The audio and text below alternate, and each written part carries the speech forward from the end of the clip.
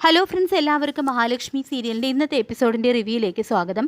അങ്ങനെ എനിക്ക് പോലീസിനെയൊന്നും പേടിയില്ല, ആകെ പേടിയുള്ളത് ആ മാർക്കോയാണെന്ന് പ്രതാപൻ പറയുന്നതും, ആ മാർക്കോ നിൻ്റെ ദേഹം തല്ലിച്ചതച്ചു കഴിഞ്ഞാൽ നിനക്ക് സത്യം പറയേണ്ടി വരില്ലേ എന്ന് മുത്തശ്ശി ചോദിക്കുമ്പോൾ, അത് കുറച്ച് കട്ടിയാണെന്നും പക്ഷേ എൻ്റെ നാവ് പിഴക്കില്ല അമ്മേ, ഞാനാണ് കൊലയാളി എന്ന് പറയില്ല. ഈ ഓണം നമ്മുടെ മോള് നന്നായിട്ടുണ്ണും, പക്ഷേ ലക്ഷ്മിയും കണ്ണനും ഓണം ഉണ്ണില്ല.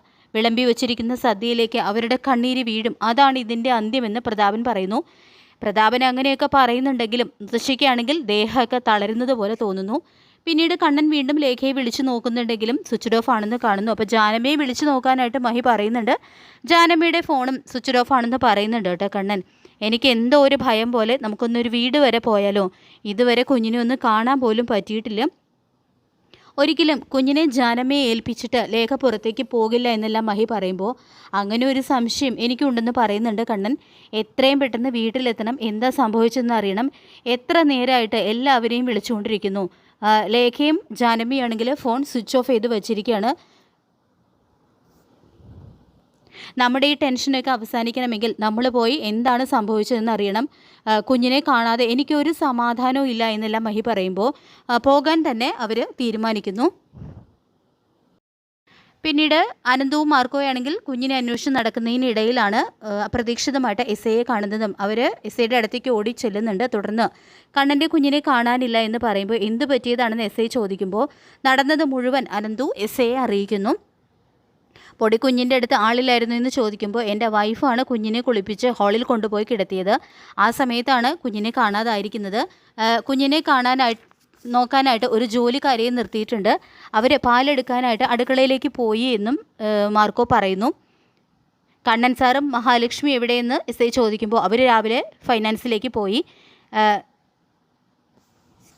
ഞങ്ങൾ കുറേ സമയം അന്വേഷിക്കുന്നു, കുഞ്ഞിനെക്കുറിച്ച് ഇതുവരെ ഒരു വിവരവും കിട്ടിയിട്ടില്ല.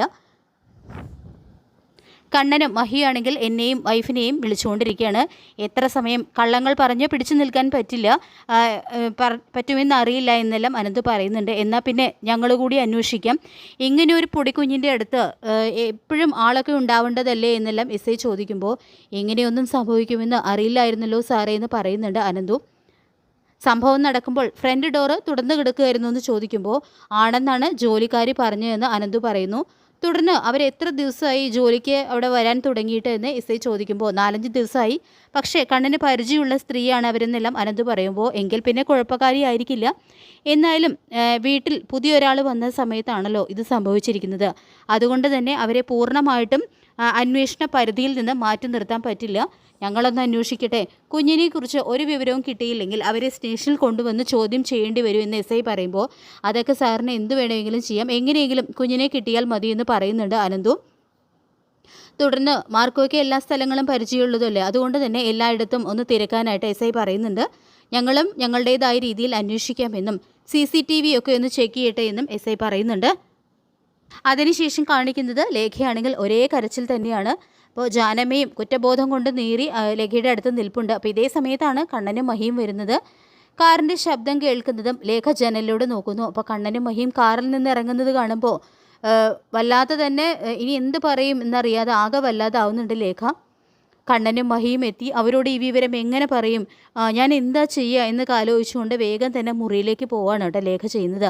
അങ്ങനെ കണ്ണനും മഹിയും അകത്തെത്തുന്നു. ജാനമ്മയെ കാണുന്നതും എന്താ ജാനമ്മ, എന്താ ആരും വിളിച്ചിട്ട് ഫോൺ എടുക്കാതിരുന്നത്, അനന്തുവേട്ടനും ലേഖയും കുഞ്ഞിനെയും കൊണ്ട് പുറത്ത് പോയോ എന്നെല്ലാം മഹി ചോദിക്കുമ്പോൾ ഇല്ല എന്ന് കരഞ്ഞുകൊണ്ട് പറയുകയാണ് കേട്ടോ ജാനമ്മ. അപ്പോൾ ഇത് ശ്രദ്ധിക്കുന്ന കണ്ണൻ ജാനമ്മ എന്തിനാ അതിന് കരയുന്നത് എന്ന് ചോദിക്കുന്നുണ്ട് കണ്ണൻ. അപ്പോൾ എന്താ സംഭവിച്ചതെന്ന് മഹിയും ചോദിക്കുമ്പോൾ കുഞ്ഞിനെ ലേഖമോൾ കുളിപ്പിച്ചു കൊണ്ട് കിടത്തി, പിന്നെ നോക്കുമ്പോൾ കുഞ്ഞിനെ കാണാനില്ല എന്നുള്ള ഒരു ഞെട്ടിക്കുന്ന സത്യം ജാനമ്മ പറയുന്നതും തകർന്ന് തരിപ്പണാവുന്നുണ്ട് കേട്ടോ മഹി. എൻ്റെ മോളെ കാണാനില്ലേ എന്ന് ചോദിച്ചുകൊണ്ട് സമനില തെറ്റിപ്പോവാണ് മഹിയുടെ. എല്ലായിടത്തും നോക്കി അനന്ത് സാറ് കുഞ്ഞിനെ അന്വേഷിച്ച് പോയതാണെന്നും കൂടി ജാനമ്മ പറയുന്നുണ്ട്. ഏതായാലും ആ ഒരു ഷോക്ക് താങ്ങാൻ കഴിയാതെ മഹി അവിടെ തളർന്നു വീഴുന്നു. തുടർന്ന് കണ്ണൻ മഹിയെ സോഫയിൽ കൊണ്ടുപോയിട്ട് ഇരുത്തി മുഖത്ത് വെള്ളം തളിക്കുന്നുണ്ട്. അങ്ങനെ മഹി കണ്ണു തുറക്കുകയാണ്. അപ്പോൾ കുഞ്ഞ് എവിടെയെന്ന് തന്നെ ചോദിച്ച് അലറി കരയാണ് കേട്ടോ മഹി. തുടർന്ന് ലേഖ എവിടെയെന്ന് മഹി ചോദിക്കുമ്പോൾ നിങ്ങളെ കാണാനുള്ള പ്രയാസം കൊണ്ട് മുകളിലേക്ക് പോയി എന്ന് പറയുന്നതും മഹിയാണെങ്കിൽ ലേഖയുടെ അടുത്തേക്ക് ചെല്ലുന്നു. ശേഷം കുഞ്ഞിനെ നോക്കാൻ വേണ്ടിയിട്ടല്ലേ നിങ്ങളെവിടെ കൊണ്ടുവന്ന് നിർത്തിയത്, പിന്നെ നിങ്ങളൊക്കെ ഇവിടെ എന്ത് ചെയ്യായിരുന്നു എന്ന് ചോദിച്ചുകൊണ്ട് ജാനമ്മയുടെ നേരെ ചൂടാവുകയാണ് കേട്ടോ കണ്ണൻ. പിന്നീട് ലേഖയെന്ന് വിളിച്ചുകൊണ്ട് മഹി ലേഖയുടെ മുറിയിലേക്ക് ചെല്ലുന്നു. എൻ്റെ കുഞ്ഞെവിടെ? എന്നേക്കാൾ കൂടുതൽ എൻ്റെ കുഞ്ഞിനെ സ്നേഹിക്കുന്നുണ്ടെന്ന്, നീ എൻ്റെ കുഞ്ഞിനെ സ്നേഹിക്കുന്നുണ്ടെന്ന് കരുതിയിട്ടാണ് കുഞ്ഞിനെ ഇന്ന് ഞാൻ നിന്നെ ഏൽപ്പിച്ചത്. എൻ്റെ കുഞ്ഞെവിടെ? പറയടി. കുഞ്ഞിനെ നോക്കാൻ വയ്യെങ്കിൽ പിന്നെ എന്തിനാടി നീ എൻ്റെ കുഞ്ഞിനെ അടക്കി പിടിച്ചത് എന്നെല്ലാം ചോദിച്ചുകൊണ്ട് ലേഖയുടെ നേരെ പൊട്ടിത്തെറിക്കുന്നുണ്ട് കേട്ടോ മഹി. കുഞ്ഞിനെ നൂലുകെട്ട് കഴിഞ്ഞ് കുഞ്ഞിനെ കൊണ്ടുപോകണ്ട എന്ന് ഞങ്ങൾ തീരുമാനിച്ചത് നിനക്ക് വേണ്ടിയാണ്. എന്നിട്ട് കുഞ്ഞിനെ നോക്കാൻ വയ്യെങ്കിൽ പിന്നെ എന്തിനാടി നീ കുഞ്ഞിനെ വേണമെന്ന് പറഞ്ഞ് വാശി പിടിച്ചത് എന്ന് പറഞ്ഞുകൊണ്ട് ലേഖയുടെ നേരെ മഹി ചൂടാവുന്നു. അപ്പോൾ ഇതേ സമയം കണ്ണൻ വന്നിട്ട് മഹിയെ തടയാനൊക്കെ നോക്കുന്നുണ്ട്. ഇവളെ മാത്രമല്ല 3 പേരും ഇവിടെ ഉണ്ടായിരുന്നു, എന്നിട്ടാണ് നമ്മുടെ കുഞ്ഞിനെ കാണാതായത് എന്ന് പറഞ്ഞുകൊണ്ട് മഹി നിയന്ത്രണം വിട്ട് പൊട്ടിക്കരയാണ് കേട്ടോ ചെയ്യുന്നത്. തുടർന്ന് എന്താ ലേഖയെ സംഭവിച്ചതെന്ന് കണ്ണൻ ചോദിക്കുമ്പോൾ നടന്നതെല്ലാം ലേഖ പറയുന്നു. അപ്പോൾ ജാനമ്മയാണെങ്കിലും ഇതെല്ലാം കേട്ടുകൊണ്ട് അവിടെ നെഞ്ച് തകർന്ന് നിൽക്കുകയാണ്. പിന്നീട് കുഞ്ഞിനെ വേസ്റ്റിൻ്റെ ഇടയിൽ കിടത്തിയിരിക്കുന്നത് ഒരു ഭിക്ഷക്കാരൻ കാണുകയും അയാൾ കുഞ്ഞിനെ അവിടെ നിന്നും എടുത്തുകൊണ്ട് പോകുകയും ചെയ്യുന്നു. പിന്നീട് ദുർഗയുടെ അടുത്ത് നിന്ന് മഞ്ജു ഏട്ടനും ഏട്ടത്തെയും വിവരം അറിഞ്ഞു എന്ന് പറയുമ്പോൾ ദുർഗയ്ക്കാണെങ്കിലും അത് കേട്ട് സഹിക്കാനായിട്ട് കഴിയുന്നില്ല. കുഞ്ഞിനെ കാണാതായിട്ട് ഇത്രയും സമയമായില്ലേ, ഇപ്പോഴും ഒരു വിവരവും കിട്ടാത്ത സ്ഥിതിക്ക് അത് ഭയപ്പെടേണ്ട കാര്യം തന്നെയാണെന്ന് ദുർഗ പറയുന്നുണ്ട്.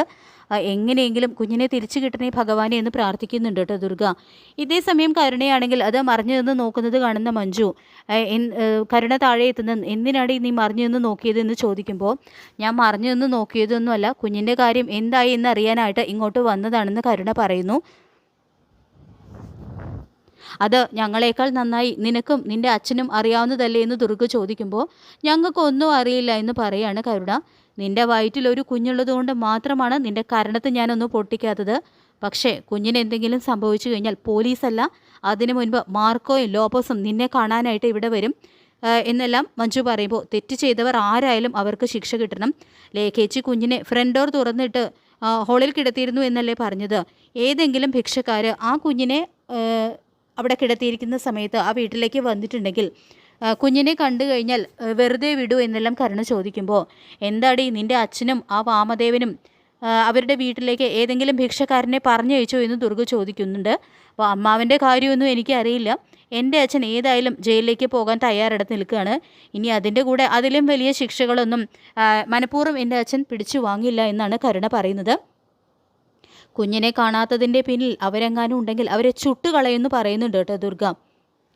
തുടർന്ന് ലേഖേച്ചി ഒന്ന് വിളിച്ചു നോക്കും മഞ്ജു, വിവരം എന്തെങ്കിലും ഉണ്ടെങ്കിൽ അറിയാമല്ലോ എന്നെല്ലാം കരുണ പറയുമ്പോൾ എന്നിട്ട് വേണം എന്തെങ്കിലും നെഗറ്റീവായിട്ടുള്ള വാർത്തയാണെങ്കിൽ മുകളിൽ കിടക്കുന്നവനോടും കൂടി പറഞ്ഞ് നിങ്ങൾക്ക് 2 പേർക്കും കൈകൊട്ടി ചിരിച്ച് സന്തോഷിക്കാൻ കയറിപ്പോടി എന്ന് പറഞ്ഞുകൊണ്ട് കരുണയെ ആട്ടുകയാണ് കേട്ടോ മഞ്ജു. അങ്ങനെ കരുണയാണെങ്കിൽ മുകളിലേക്ക് കയറി പോകുന്ന സമയത്ത് പുഞ്ചിരിയോടുകൂടിയാണ് പോകുന്നത്. മാത്രമല്ല ദുർഗയുടെയും മഞ്ജുവിൻ്റെയും കുഞ്ഞിനെ തിരിച്ചു കിട്ടണേ എന്നുള്ളൊരു പ്രാർത്ഥന കേട്ട് മറന്ന് സന്തോഷിക്കുകയാണ് കേട്ടോ കരുണ. പിന്നീട് കരുണ ഉണ്ണിയുടെ അടുത്തേക്ക് ചെല്ലുന്നു. എന്നിട്ട് ഇതുവരെ കുഞ്ഞിനെക്കുറിച്ച് ഒരു വിവരവും ഇല്ല. ഏതായാലും സ്വന്തം അമ്മായച്ചൻ മണ്ടനാണെന്നാണല്ലോ എപ്പോഴും പറയാറ്, ഇനിയെങ്കിലും അതൊന്നും മാറ്റി പറയണമെന്നെല്ലാം കരുണ പറയുമ്പോൾ ഏതായാലും എല്ലാം കഴിയട്ടെ, ഇനി ആ കുഞ്ഞ് തിരിച്ചു വന്നെങ്കിൽ നിൻ്റെ അച്ഛനെ ഞാൻ അംഗീകരിക്കാം എന്ന് ഉണ്ണി പറയുമ്പോൾ നിങ്ങളുടെ അംഗീകാരത്തിന് വേണ്ടിയൊന്നുമല്ല എൻ്റെ അച്ഛൻ ഇത് ചെയ്തത്.